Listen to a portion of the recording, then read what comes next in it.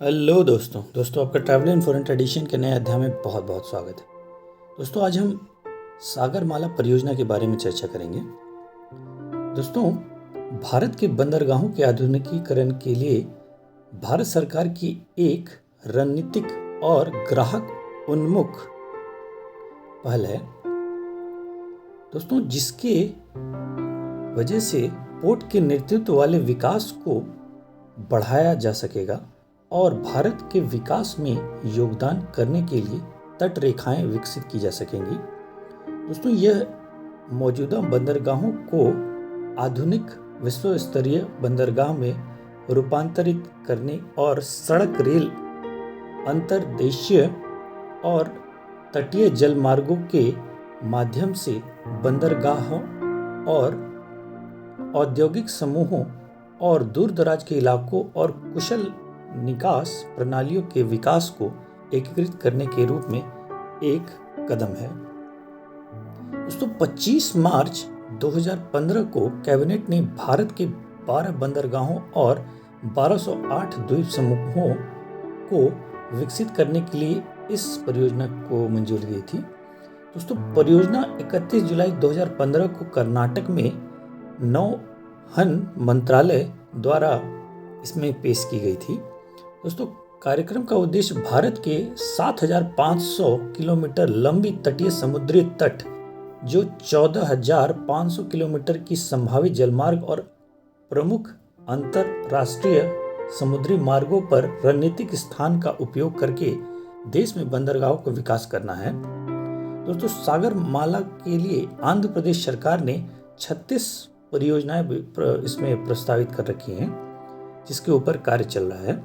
दोस्तों 20 जुलाई 2016 को भारतीय प्रतिनिधिमंडल ने लगभग 1,000 करोड़ रुपए की प्रारंभिक राशि इसमें दी थी, जिसकी वजह से यह कार्य शुरू हो पाया। दोस्तों इसका उद्देश्य अगर मैं बताऊं, दोस्तों सागरमाला परियोजना की अम्ब्रेला योजना के तहत सरकार का लक्ष्य अगले 20 वर्षों में लगभग 8 लाख करोड़ रुपए के वित्तीय राशि के साथ साथ लगभग 400 परियोजनाओं को कवर करना है। दोस्तों इस परियोजना को भारत में बंदरगाहों के विकास और गुणवत्ता को बढ़ाने के मूल उद्देश्य के साथ 2015 में भारत सरकार द्वारा इसको अनुमानित किया गया था, जिसके तहत इस पर काम हो रहा है।